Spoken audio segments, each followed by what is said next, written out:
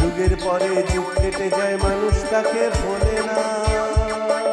সত্যি বন্ধুরা, যুগের পর যুগ কেটে যায়, মানুষ তাকে ভোলে না। আর তিনি হলেন আমাদের হাসির রাজা গোপাল ভাঁড়। নমস্কার বন্ধুরা, আজকের গল্প গোপালের বাড়িতে ডাইনি। সাথে থাকো আর শুনতে থাকো। আজ থেকে অনেক বছর আগের কথা। গোপাল তার স্ত্রীকে নিয়ে ছোট্ট একটি কুঁড়ে ঘরে বসবাস করত। গোপালের থেকে গোপালের স্ত্রী বয়সে অনেকটাই ছোট ছিল। গোপালের যত বয়স বাড়তে থাকে, গোপাল ততই খিটখিটে আর বদমেজাজি হয়ে ওঠে। পান থেকে চুন খসলেই গোপাল তার স্ত্রীকে নানান আকথা কুকথা বলতো। শুধু কি তাই, চট থাপ্পড় কিল ঘুষিও চালাতো।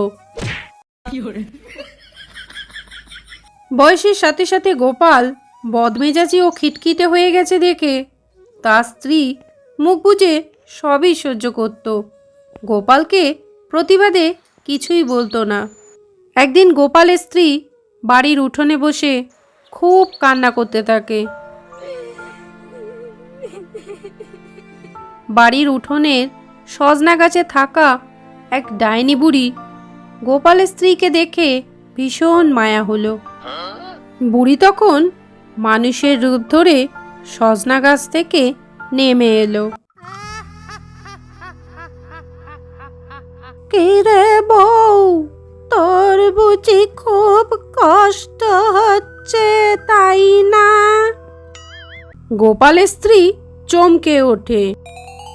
ও মা, কে তুমি বুড়িমা?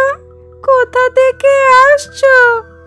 আমি কোথা থেকে আসছি সেটা পরে বলবো। আমি তোর সম্বন্ধে সব জানি। ও মা, তুমি তো দেখছি অন্তর্যামী। প্রণাম বুড়িমা, এসো এসো, বসো। আমি জানি পান থেকে চুন খসলেই তোর স্বামী তোকে কটু কথা বলে, মারধর করে। কি ঠিক বললাম তো? হ্যাঁ বুড়িমা, তুমি একদম ঠিক বলেছ। মিনসের আজকাল কি হয়েছে কি জানে, শুধু আমাকে কটু কথা বলে, মারধর করে। আমি দুঃখে আর বাঁচি না। শোন তাহলে, আমি যেটা বলি তুই সেটা কর, তাহলে তোর স্বামী জব্দ হবে। ঠিক আছে বুড়িমা, তুমি যা বলবে আমি তাই করব। তোর স্বামী তো সারা শরীরে তেল মেখে গোসল করে তাই না? বুড়িমা, তুমি একদম ঠিক কথা বলেছ। মিনসে প্রতিদিন তেল মেখে স্নান করে। বাবা বাবা, তাহলে তো কাজটা সহজ হলো। কি করে বুড়িমা? ওইখানেই তো আমার কেরামতি। তুই তেলের শিশির ভিতরে ঢুকে লুকিয়ে থাকবি। গোপালের স্ত্রী বুড়িমায়ের কথা শুনে ভয়ানক চমকে গেল। ও বুড়িমা, আমি আস্ত মানুষটা তেলের শিশির ভিতরে কেমন করে লুকাবো? এই যে বললাম সেটাই আমার কেরামতি। তোমাকে ওইটুকু শিশির ভেতরে ঢুকিয়ে দিতে পারি বলেই না আমি তোমাদের ভাষায় ডাইনি। বুড়িমার পরিচয় পেয়ে গোপালের স্ত্রী এবার ভয়ে কাঁপতে শুরু করলো। ডাইনি বুড়ি তখন গোপালের স্ত্রীকে বললে, ভয় পাস না বাছা, আমি তোর কোনো ক্ষতি করব না। তোকে দেখে দয়া হলো তাই উপকার করতে এসেছি।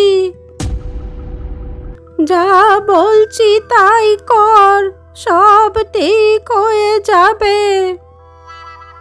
তেলের শিশির ভেতরে না হয় ঢুকলাম, কিন্তু তাতে কি হবে? তারপরেই তো মজা শুরু হবে। তোর স্বামীকে এমন জব্দ করব যে আর কোনোদিনও তোর গায়ে হাত তুলবে না। এরপর ডাইনি বুড়ি গোপালের স্ত্রীকে জাদু মন্ত্র দিয়ে তেলের শিশির ভেতরে ঢুকিয়ে দিল। গিন্নি, গিন্নি, কোথায় গেলে? এরপর গোপাল বাড়ি এসে তার স্ত্রীকে ডাকাডাকি করতে থাকে, কিন্তু তার স্ত্রীকে খুঁজে পায় না। শেষে গোপাল ভাবল, আচ্ছা, নিশ্চয়ই পাড়া বেড়াতে বেরিয়েছে, যাগ্গে জাহান্নামে। আমি যাই, তেল মেখে ভালো করে গোসল করে আসি। তেল মাখতে গিয়ে গোপাল তেলের শিশি খুলতেই ভেতর থেকে গোপালের স্ত্রী বেরিয়ে আসে। ব্যাপার দেখে গোপাল ভড়কে গিয়ে শিশির অর্ধেক তেল খড়ের আঠালো মেঝে ফেলে দেয়। এরপর তাতে পা পিছলে গোপাল চিৎপাত। প্রচণ্ড ক্রোধে অগ্নিশর্মা হয়ে গোপাল তার স্ত্রীকে ধরতে যায়, কিন্তু তার স্ত্রীর শরীরে তখন তেল পিচ্ছিল অবস্থা, তাই গোপাল তাকে ধরতে পায় না। এর ফলে আবার পড়ে গিয়ে কোমরে চোট পায়। আচ্ছা মিনসে, আর বেশি পুরুষত্ব দেখিও না। এরপর গোপাল বেশ জব্দ হয়ে তার স্ত্রীকে বলে, গিন্নি, তোমায় আর মারবো না, এই 3 সত্যি করলাম। এখন গরম তেল রসুনের সেক দিয়ে আমায় ভালো করে দাও। এরপর থেকে গোপাল আর তার স্ত্রীর গায়ে হাত তুলতো না।